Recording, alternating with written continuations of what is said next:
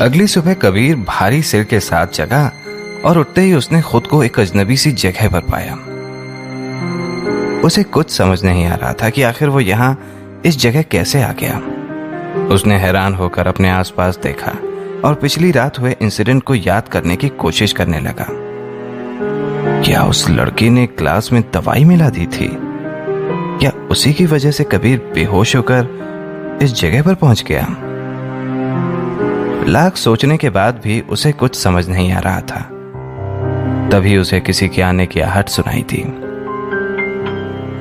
जैसे ही उसने दरवाजे की तरफ देखा, उसे जेनिफर आती दिखी। उसने गुलाबी रंग का गाउन पहना हुआ था और उसके बाल एक चोटी में कैद थे। जेनिफर ने पानी का ग्लास टेबल पर रखा और कबीर से पूछा, तुम पहले भी यहां आए थे, याद है? तो ये तुम्हारा घर है? कबीर को चैन की सांस आई। मुझे माफ करना, मैंने तुम्हें ऐसे परेशान किया। ये बोलकर कबीर खड़ा हुआ और वहां से जाने लगा। थोड़ा पानी तो पी लो, जेनिफर ने कबीर से कहा और दूसरे कमरे में चली गई। उस कमरे में एक बहुत बड़ा पियानो था। जेनिफर उस पियानो के सामने बैठकर एक अनसुनी धुन बजाने लगी। शायद वो धुन उसकी नए एल्बम की थी। कबीर पानी पीकर अब निकलने की तैयारी में था।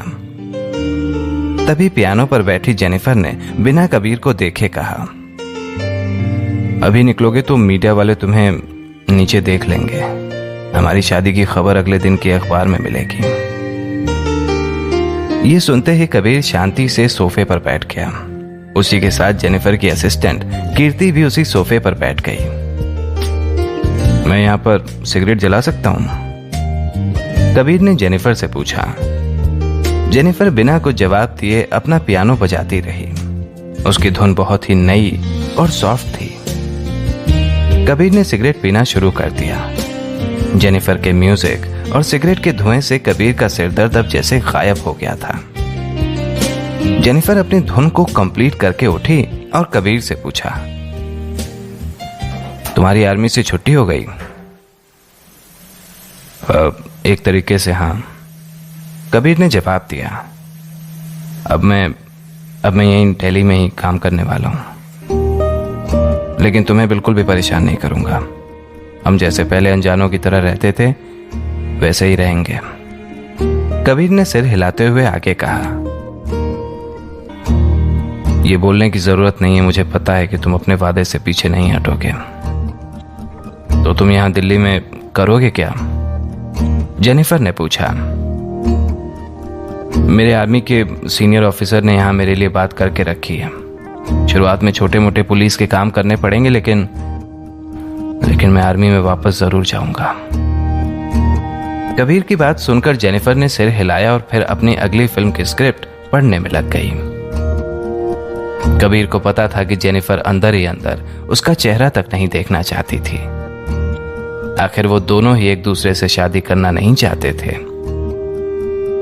इस शादी की वजह से जेनिफर को अपने कई सपने छोड़ के दिल्ली आना पड़ा था कबीर की बीवी बनने के लिए। मैंने तुम्हारे पापा को काफी बार समझाना चाहा, लेकिन वो माने नहीं।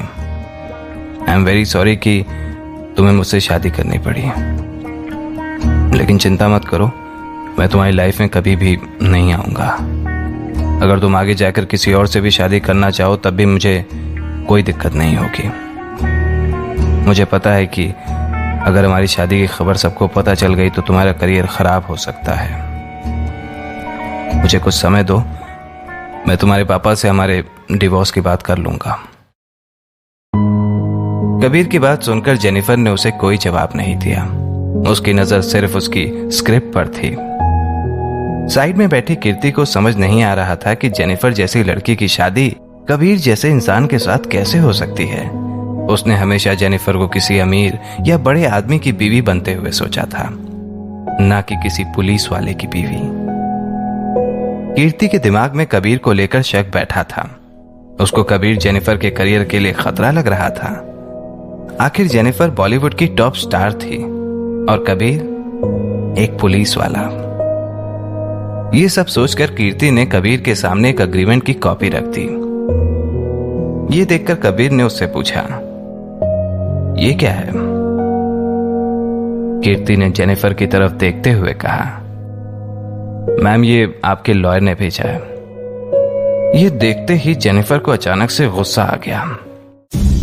सर मुझे पता है आप ऐसा कुछ नहीं करेंगे, लेकिन मैम के करियर को लेकर हम लोग कोई खतरा नहीं ले सकते। ये एग्रीमेंट आपको अपने और जेनिफर मैम के बीच के रिश्ते को किसी से भी बताने से रोकेगा। इसमें लिखा है कि आप कभी भी जेनिफर मैम की लाइफ और उनके करियर में इंटरफेयर नहीं कर सकते। कीर्ति ने कबीर से कहा तो अचानक से जेनिफर गुस्से में चिल्लाई, कीर्ति! मैम मेरे पास कोई और रास्ता नहीं है। इस टाइम आप हमारी कंपनी की नंबर 1 स्टार हैं। अगर आपकी शादी की खबर मीडिया में जाती है तो आपका करियर खत्म हो सकता है। आपकी ये उम्र वापस नहीं आएगी मैम। इस टाइम आप कोई भी रिस्क नहीं ले सकती। कबीर को कीर्ति की बात सुन के हंसी आ गई और उसने कहा, हमारे बीच में तुम्हें बोलने की कोई जरूरत नहीं है। ये मैटर जेनिफर और मेरे बीच का है और मुझे भी उसके करियर की बहुत चिंता है। ना मैंने पहले कभी किसी को बताया है कि मैं जेनिफर का पति हूं, ना आगे बताऊंगा। तुम्हें और तुम्हारी कंपनी को घबराने की कोई जरूरत नहीं है। मैं कभी भी उसके करियर के बीच नहीं आऊंगा। इतना कहकर कबीर जेनिफर के घर से चला गया। कीर्ति को यह बात बिल्कुल भी पसंद नहीं आई। उसने जेनिफर से कहा, मैम हम उसकी बात पर ऐसे भरोसा नहीं कर सकते। अगर वो ये अग्रीमेंट साइन नहीं करेगा तो वो आगे जाकर आपको ब्लैकमेल कर सकता है। जेनिफर को इस बात की बिल्कुल भी परवाह नहीं थी। वो फिर से अपना पियानो बजाने लगी। मैम मुझे एक बात समझ नहीं आ रही, आपने अपनी शादी की बात कंपनी को बताई क्यों नहीं? अगर वो साइन नहीं करेगा तो फिर कंपनी आपके प्रोजेक्ट्स पर पैसा कैसे लगाएगी? जेनिफर बहुत ही शांति से एक दूसरी धुन बजा रही थी। उसे कीर्ति के बोलने से कोई भी फर्क नहीं पड़ रहा था। वो तो बस अपने म्यूजिक में मगन थी।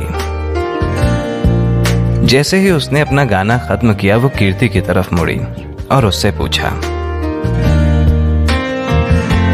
कीर्ति क्या मैं तुम्हें सुंदर लगती हूं? इसमें पूछने की क्या बात है मैम? मैंने आज तक आपसे ज्यादा सुंदर लड़की कभी नहीं देखी। आपसे दुनिया के अमीर से अमीर लड़के मिलना चाहते हैं। आपके साथ एक डेट पर जाने के लिए लोग करोड़ों खर्च करने को तैयार हैं, लेकिन आप किसी को भी अपने आसपास आने नहीं देती। इससे साफ पता चलता है कि आपकी कितनी वैल्यू है मैम। मगर क्या तुमने सुना नहीं कि उसने क्या कहा? वो 3 साल से मेरा पति है, लेकिन उसने आज तक किसी को नहीं बताया, ना ही मुझे कभी किसी चीज से रोका। मेरे हिसाब से वो इंसान अपनी बात का पक्का है।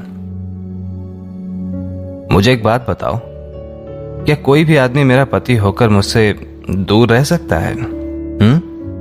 नहीं ना? लेकिन वो 3 साल तक मुझसे दूर रहा और आगे भी रहेगा। उसकी बात सुनकर कीर्ति अब चुप हो गई। उसे जेनिफर की बातों में दम तो लगा, क्योंकि अगर कोई और होता तो अब तक जेनिफर का पति होने के बाद दुनिया को बता चुका होता। लेकिन मैम, कहीं अगर वो आपके और सक्सेसफुल होने पर वापस आ जाए तो? कीर्ति का सवाल सुनकर जेनिफर एकदम से चौंक गई। क्या सचमुच जेनिफर की जिंदगी में वापस आ जाएगा कबीर?